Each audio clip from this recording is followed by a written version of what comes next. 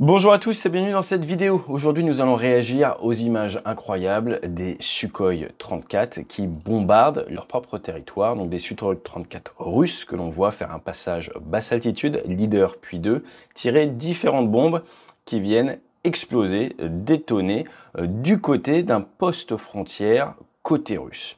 Ce que je vous propose dans cette vidéo, l'état final recherché, c'est de prendre du recul par rapport à ces images qui ont énormément buzzé sur Internet, où les pilotes russes ont été énormément critiqués. Et je ne suis pas là pour donner et compter les bons points, je suis là pour vous dire techniquement ce que l'on peut faire dire à ces images et ce que l'on peut ne pas leur faire dire également.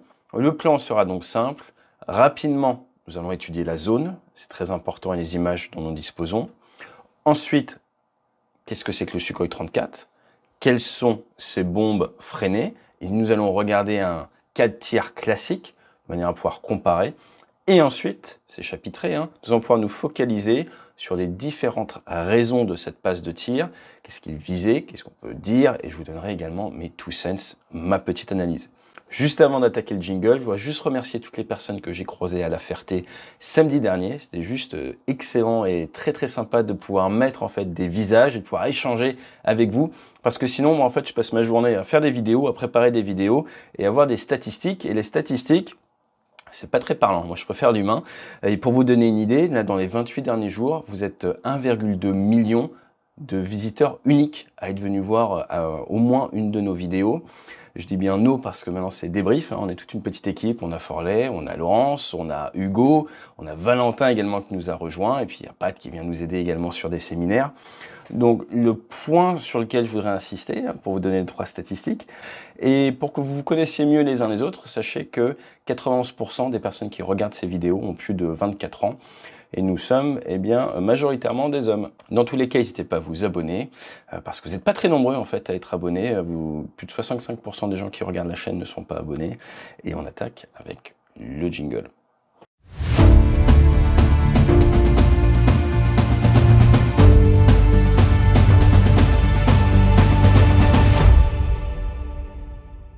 Alors juste avant d'attaquer, sachez qu'on a mis pas mal de nouvelles vidéos sur maquin.tv, qui est en fait le SVOD sur lequel il y a des boîtes de production qui mettent des reportages, et sur lequel on fait également du contenu que vous avez en exclusivité, ou alors que vous avez en avant-première par rapport à YouTube. On a pas mal d'interviews qui ont été tournées, qui arrivent également. Mon vol sur Fouga, il sera d'abord sur maquin.tv, et après il arrivera sur YouTube. Allez, on attaque. Donc, comme vous le savez, la Légion de libération de la Russie sont donc des Russes côté ukrainien. On fait un push, comme on dit, en territoire russe. Mais comme ils sont russes, c'est sur la ligne de crête, on va dire. Ce que je ne sais pas, c'est si ce sont des binationaux. Belgorod, ici, dont on a déjà entendu parler. Pourquoi? Parce qu'il y avait des raids avec des hélicoptères qui sont venus taper. Je ne sais pas si vous vous rappelez, au niveau du nord. Et oui, alors, comme vous pouvez le voir, j'ai pas la fibre. Des dépôts de pétrole. Et là, ce qui nous intéresse, c'est par ici. Vous avez la ville de Graveron, là, où il y a à peu près 6000 habitants. Et vous avez cette route qui va vers l'Ukraine. Et cette route a un poste frontière. Ce poste frontière, je ne sais pas si vous êtes déjà allé en Angleterre, ça y fait penser quand on débarque du bateau.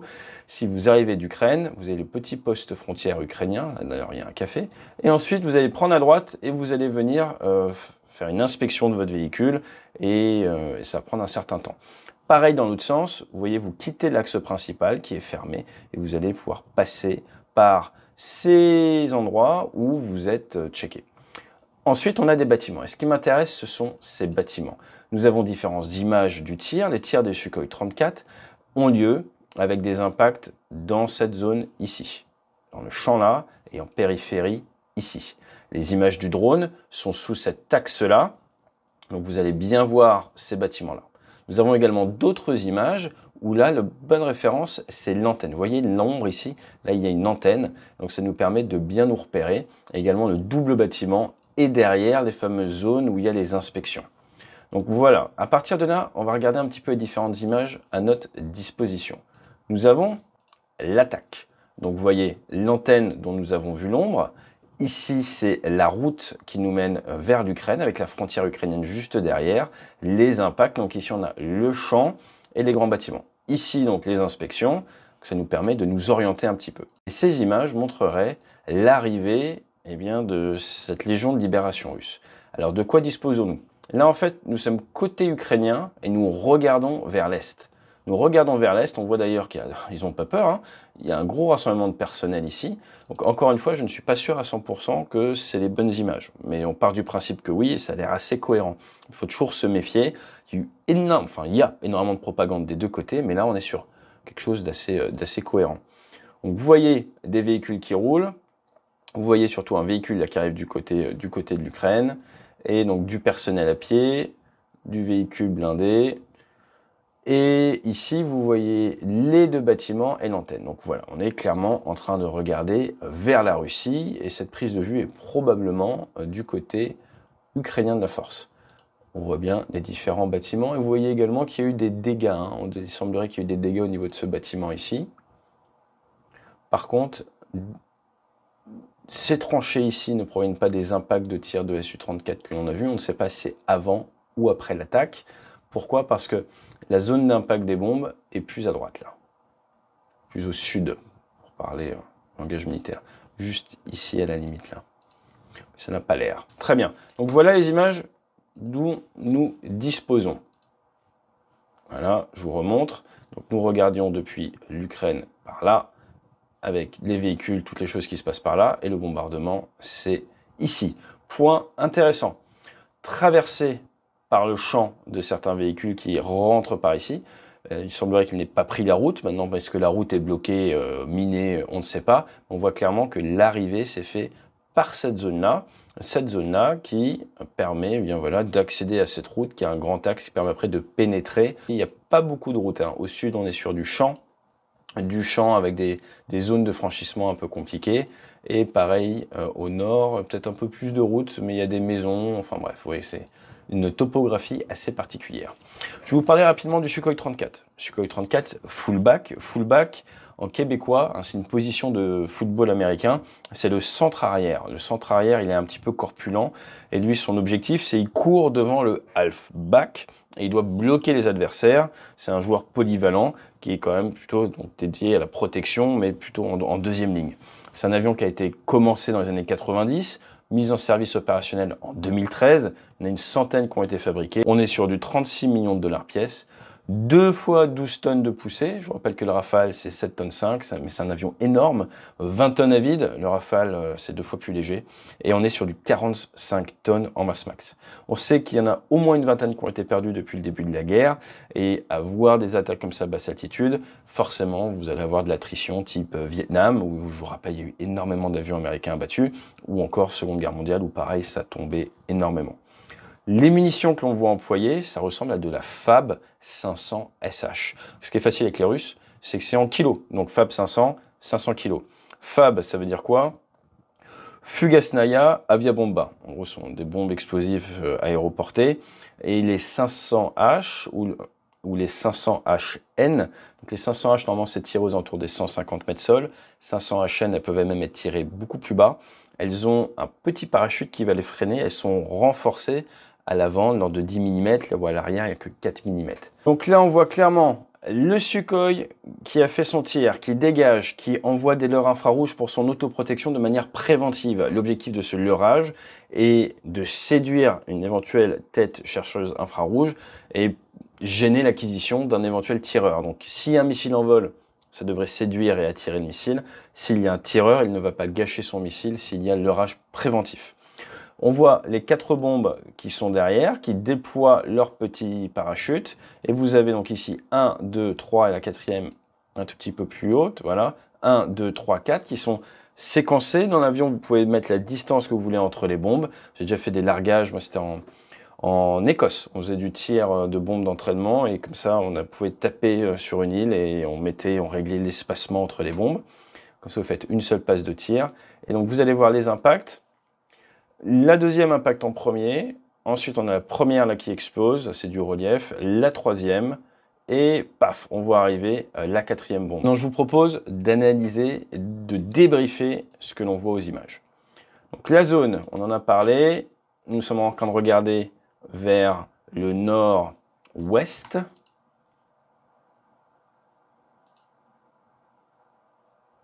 Vous avez ici le Sukhoi 34 qui arrive et derrière, on voit des Fab 500 SH. Une, deux, et je pense qu'il y a peut-être une troisième. Là, vous voyez qu'il y a un impact. On a de la terre qui saute. Ensuite, un impact ici, un impact ici. Donc, il semblerait qu'il y ait eu un rebond de la bombe. Dans les deux cas, rebondit un petit peu avant d'exploser.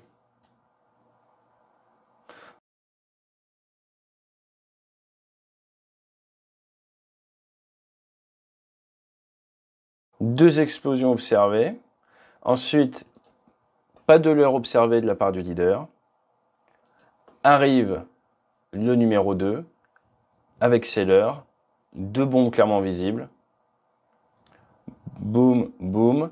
Et là, pas de rebond. Impact immédiat. Et il a fait son leurrage. Donc on va le rejouer en vitesse réelle. Hop, bougez pas. Vous avez le Sukhoi qui passe. Tac, ça rebondit. Vous voyez, ça ricoche un peu. Une explosion, deux explosions. Pas de leurre. Ici, on voit bien de la fumée, mais voilà, pas d'explosion apparente. Vous avez ensuite l'arrivée des autres bombes qui ne rebondissent pas, vont dans le champ, explosent. Alors, regardez juste l'angle d'arrivée des munitions. C'est intéressant. Vous voyez là, l'angle d'arrivée du leader, ces munitions, elles sont très à plat. Très à plat comme ça. Ok, maintenant on va regarder l'angle d'arrivée des munitions du numéro 2. Vous avez vu, l'angle n'est pas du tout le même. Et là, c'est un magnifique cours. Alors hier, j'en ai croisé, il y avait des élèves pilotes. Regardez, les bombes arrivent beaucoup plus à plat et rebondissent. Là, pour le leader, là où pour le numéro 2, elles arrivent avec plus d'angle et vont exploser de suite. Ça, c'est un point intéressant parce qu'en fait, le leader vise un point, ces bombes rebondissent et explosent plus loin. Ça, il ne peut pas le calculer. Donc, ce que vous voulez faire normalement, c'est pour ça que généralement, on amène nos bombes avec pas mal d'angles, c'est arriver, faire impacter vos bombes avec plus d'angles. Et là, on voit clairement un cas d'école de ce qui ressemble à un rebond pour les bombes du leader et une absence de rebond pour les bombes du numéro 2. Et c'est pas impossible que voilà, il y a un souci au niveau d'une bombe pour le leader. Vous voyez cette espèce d'impact là. Voilà. Je sais pas trop ce que c'est, la qualité de l'image nous aide pas. En tout cas, si vous regardez vraiment au ralenti, vous voyez un impact ici, un rebond ici, un ricochet là. Donc c'est pas impossible que ce soit un défaut du parachute ou des choses comme ça. Donc moi je partirais sur l'hypothèse suivante. Encore une fois, c'est une hypothèse que le leader a tiré 3 armements, que 2 ont fonctionné après rebond et donc n'ont pas tapé exactement là où ils visaient. Néanmoins, au niveau des images que l'on voit, on voit qu'il semblerait des véhicules ici et il semblerait également qu'il y ait des choses dans le champ là. On ne voit pas d'autres choses particulières. Et au nord, vous avez vu tout à l'heure, on avait vu des fortifications un peu. On retrouve nos fortifications. Donc les images de tout à l'heure sont par là, où on voyait le personnel et tout le personnel était là. Et ils viennent taper ici, on voit des véhicules. Ce qui m'étonne, c'est donc l'impact ici versus là. Donc je ne sais pas si le leader voulait pas se faire la ligne ici. Par contre, l'équipier qui tire des leurres, par contre, lui était clairement dans le champ. Et vous voyez ces petites choses-là, je ne sais pas ce que c'est. Je ne sais pas ce que c'est, mais ce qui est sûr, c'est que ça explose à côté dans quelques secondes. Parce qu'on a des explosions secondaires que je ne m'explique pas. Donc peut-être que c'est des retards monstrueux, vous allez voir. Nous allons avoir des explosions secondaires. Là. Paf, paf, paf. Donc celles-là, je ne me les explique pas. Il n'est pas impossible qu'il y ait peut-être un troisième avion au-dessus, hein. Mais je vois rien arriver, je vois pas d'explosion secondaire, mais c'est à noter. J'ai pas réponse à tout, hein. Donc si vous avez des idées, et là vous avez vu, ça réexplose là. Donc ça peut être également de la sous-munition, des varia, on va dire un type d'armement particulier. Ça peut être plein de raisons. Maintenant, ce que je vous propose, c'est qu'on rentre dans le dur. Donc la première chose, c'est le DMPI, le Desired Mean Point of Impact, l'endroit que l'on vise. Quelle était la cible, quel était l'objectif de ces 2 passes de tir? Eh bien, je vais vous le dire clairement, on ne le sait pas. À partir de là, dire qu'ils ont loupé leur objectif, eh ben, c'est un peu de la BS, comme on dit en Amérique du Nord, parce qu'on ne sait pas. Donc, quand vous voulez mettre en œuvre de l'armement comme ça, en plus sur votre territoire, c'est complexe. Peut-être qu'ils n'avaient aucune envie de détruire des bâtiments qui appartiennent à leur pays. Donc, on ne sait pas. On ne sait pas ce qu'ils visaient. la qualité d'image n'est pas suffisante pour bien voir ce qu'il y a. On voit qu'il y a des véhicules, mais il n'y a pas beaucoup de mouvement. Donc, on ne sait pas quel était leur état final recherché. Détruire un bâtiment, peu probable. Faire peur, traiter du personnel au sol, ou faire une sorte de show of force, version très agressive, où on vient délivrer de l'armement et on va montrer aux gens, on est dans le coin, rentrez chez vous sans casser de bâtiment. C'est possible aussi, comme des tirs de semonce, si vous voulez. Donc ça, on ne sait pas. Ensuite, on ne sait pas les règles d'engagement. Ils sont au-dessus de leur territoire, c'est probablement des règles d'engagement qui sont légèrement différentes, ou un cadre d'emploi de la force qui est légèrement différent que de l'autre côté de la frontière. C'est important de se rappeler, on ne sait pas ce qu'ils visent et on ne sait pas quel est l'objectif de ce tir de munitions. Destruction, show of force ou traiter des personnels. Ce qui est sûr, c'est que nous avons une explosion au niveau du champ, là au niveau des choses que l'on voit dans le champ. Donc il y a quand même, je pense, un effet militaire qui a été atteint par cette frappe. Maintenant, le deuxième point, les leurrs. Le leader ne leurre pas, le numéro 2 leurre, et le numéro 2 tire clairement sur un axe différent que son leader. Alors pourquoi? Alors, moi je pense qu'il n'y a pas 40 options. L'option numéro 1, c'est que le leader décide de ne pas leurrer parce qu'il n'a plus de leurre. L'option numéro 2, c'est que le leader décide de ne pas leurrer pour ne pas gêner son numéro 2. Et l'option numéro 3, c'est que le leader décide de ne pas leurrer parce qu'il ne sent pas de menace. Par contre, le numéro 2 leurre, soit parce qu'il leurre pour la patrouille, soit parce qu'il sent une menace, soit parce que c'est prévu, comme on l'a vu sur les images d'avant, de leurrer alors qu'on vient de tirer. Et le dernier point, c'est qu'il voit un départ ou qu'il a peur, d'une certaine manière, il a l'impression de se faire tirer dessus, et il va leurrer de manière réactive parce qu'il voit quelque chose que l'on ne voit pas avec les images de drone. À savoir que cette option-là peut impacter la précision de sa désignation et donc la zone où il tire sa bombe. Alors maintenant, pourquoi faire une passe basse altitude? Soit c'est dû aux contraintes opérationnelles, il y a un risque de système solaire moyenne et haute altitude, donc il faut rester caché en basse altitude, et les risques de se faire toucher par du solaire très courte portée sont moins forts que les risques de se faire toucher par du système Patriot, par du NONSAM, des choses comme ça. Donc, il se cache en basse altitude, ça c'est une probabilité. Ensuite, derrière, ça peut être également dicté par le stock de bombes. Pour faire ce type d'appui, qui se veut précis, qui se veut très rapproché, il ne faut pas faire n'importe quoi parce qu'on est sur un territoire national. À ce moment-là, les Russes se disent peut-être, eh bien, qu'est-ce qu'on a comme armement disponible? Ah, on a de la 500 SH, il faut donc, on est entraîné à faire ce type de passe, on va donc faire ce type de passe. Donc ce type de trajectoire peut être contraint par de l'opérationnel, danger des systèmes d'engagement, par la volonté opérationnelle pour atteindre l'état final recherché, et également une possibilité par le stock disponible. Si vous avez que ça comme type de bombe, eh ben, il faut mettre en œuvre le process qui permet d'utiliser l'armement que vous avez en stock. Alors au final, qu'est-ce que l'on peut dire? Ce qu'on peut dire, c'est qu'apparemment du côté du leader, on a 3 impacts et surtout on a un gros débriefing à faire, des lessons learned sur ce fameux ricochet de l'armement. Il faut savoir que ces bombes, elles ont un retard à l'armement qui se règle, qu'en France, on ne fait plus d'attaques très très basse altitude comme ça depuis des années, on fait plutôt des attaques en piqué. Maintenant, dans un contexte et un théâtre comme celui de l'Ukraine, faire des attaques en piqué pour tirer de la bombe non guidée, certes c'est précis, mais c'est suicidaire s'il y a du solaire très courte portée dans le coin. Donc ce delivery, ce tir basse altitude en palier avec un prix dégagé, c'est d'un point de vue survivabilité de l'aéronef qui ne peut pas monter en moyenne altitude, qui ne peut pas monter à haute altitude à cause de la chasse adverse ou à cause des systèmes solaires adverses assez longue portée, eh bien c'est cohérent. On peut également dire que le leader et le 2 ne sont pas d'accord sur la cible qu'ils traitent, au sens où ils ne visent pas la même chose. Clairement, il y a un décalage entre les deux.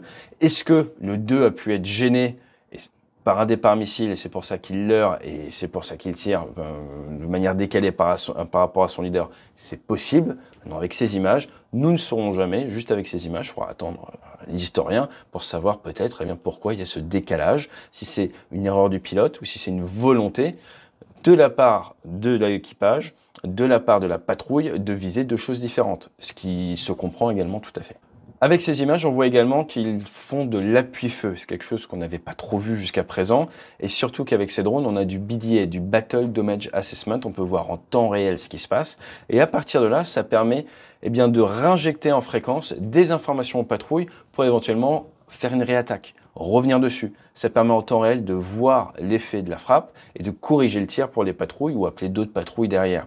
Donc c'est ce que je reprochais aux Russes au début, c'est ils faisaient leur frappe et derrière, ils n'allaient pas au résultat. Et là, clairement, on voit qu'il y a de l'appui-feu, ça ressemble à de l'appui-feu à l'occidental, comme font les Ukrainiens maintenant également avec les doctrines occidentales. On filme ce qui se passe, on fait venir des avions, on les guide grâce aux informations que l'on a des drones, et derrière, eh bien, on va leur faire corriger le feu jusqu'à ce que l'état final militaire recherché soit atteint.